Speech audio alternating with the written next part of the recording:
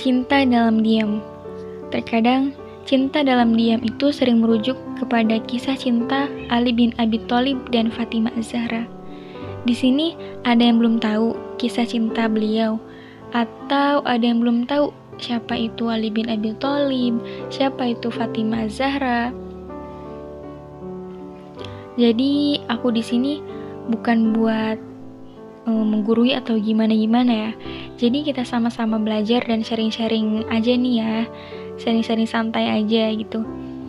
Jadi Ali bin Abi Thalib itu salah satu sahabat Nabi atau Rasulullah Shallallahu Alaihi Wasallam, dan sedangkan Fatimah Az-Zahra itu termasuk salah satu perempuan yang sudah dijamin surganya oleh Allah Subhanahu Wa Taala.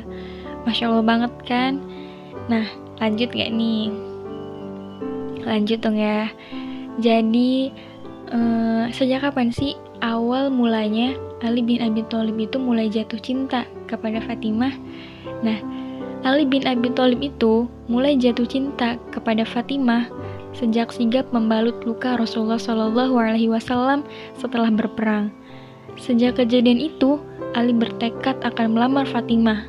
Tapi Ali tuh nggak pernah mengubah perasaannya gitu. Ali tuh cuman menitipkan doa atas rasa cintanya.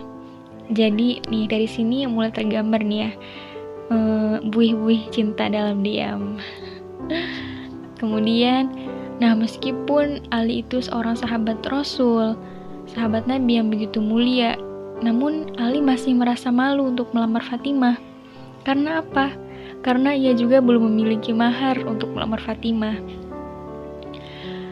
Ketika sedang berusaha mengumpulkan modal, mengumpulkan niat untuk melamar Fatimah, tiba-tiba terdengarlah kabar bahwa sahabat Rasulullah Shallallahu Alaihi Wasallam yang lain ada juga yang ingin melamar Fatimah. Siapa dia? Dia adalah Abu Bakar As-Siddiq. Namun, lamaran Abu Bakar As-Siddiq ditolak oleh Fatimah. Mendengar kabar tersebut, Ali bin Abi Thalib gembira sekali mendengar kabar tersebut. Dan tak lama kemudian, sahabat Rasul yang lain juga ada yang ingin kembali melamar Fatimah. Siapa dia? Dia adalah Umar bin Khattab. Mendengar berita tersebut, Ali mulai merasa tak memiliki kesempatan. Kalau bahasa kitanya, ya udahlah gitu kan. Umar seorang raja yang kuat, yang tangguh, yang keimanannya luar biasa, Masya Allah gitu, datang untuk melamar Fatimah. Masa iya gitu? Masa iya Umar bin Khattab ditolak Fatimah? Dari situ Ali mulai merasa cemas. Kalau bahasa kitanya, Ali tuh ngerasa galau gitu.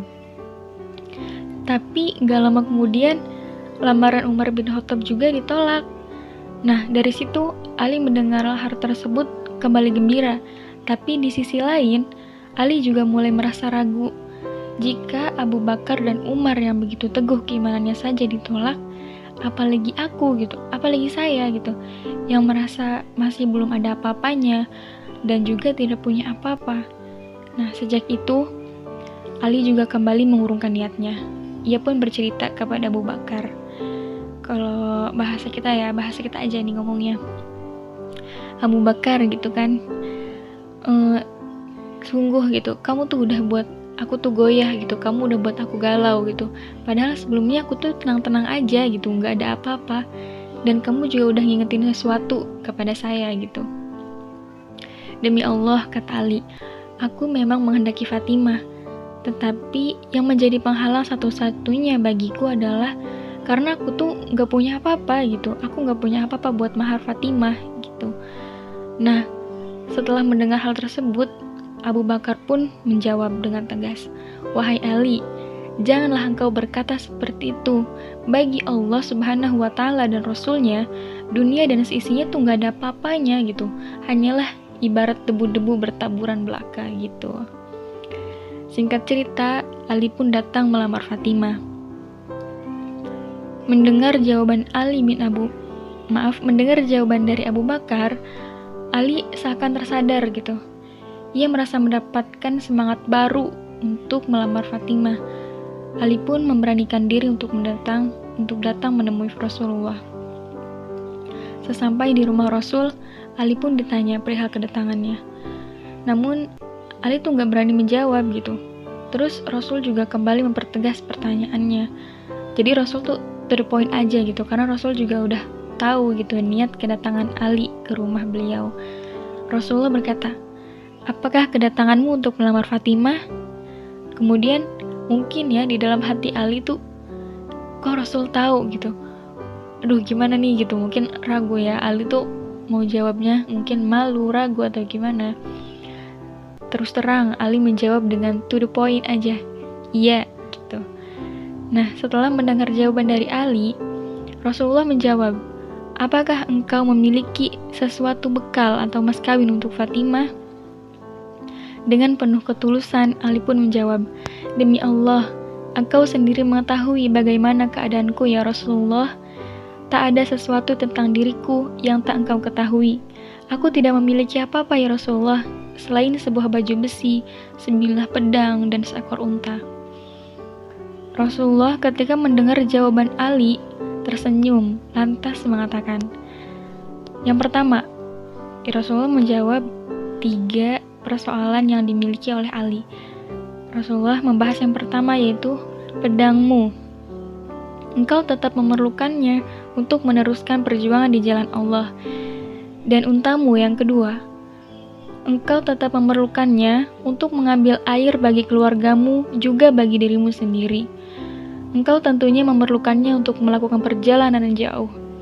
Oleh karena itu, aku hendak menikahkanmu dengan mas kawin baju besi milikmu. Aku bahagia, kata Rasulullah. Aku bahagia menerima barang itu darimu, Ali. Engkau wajib bergembira, sebab Allah lah sebenarnya yang maha tahu lebih dulu. Allah lah yang telah menikahkanmu di langit lebih dulu sebelum aku menikahkanmu di bumi. Masya Allah, menarik banget kan kisah Ali bin Abi Thalib dan Fatimah ini. Lanjut gak nih? Kita lanjut ya. Jadi Ali dan Fatimah itu sudah saling mencintai, namun gak ada salah satu dari mereka yang berani mengumbar tentang perasaannya gitu. Jadi mereka tuh sama-sama diem, sama-sama mencintai dalam doa gitu.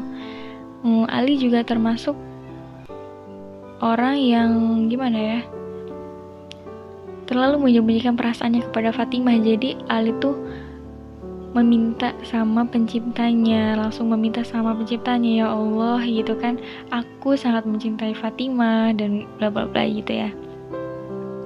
Dan bagi Ali juga butuh usaha bertahun-tahun gitu untuk memantaskan diri agar ia pantas untuk Fatimah. Beberapa halangan juga sempat Ali lalui, namun Ali tak pernah menyerah untuk mendapatkan lamaran dari Fatimah. Nah begitupun Fatimah, ia mencintai Ali juga dalam doa, bersamanya memantaskan diri. Nah sehingga kisah cinta Fatimah dan Ali ini begitu sangat mulia di sisi Allah Subhanahu wa Ta'ala. Jadi semoga banyak pelajaran yang dapat diambil dari kisah cinta Ali dan Fatimah ini ya, dan tentunya dapat menjadi inspirasi untuk agar terus memantaskan diri. Karena menurut aku pada zaman sekarang ini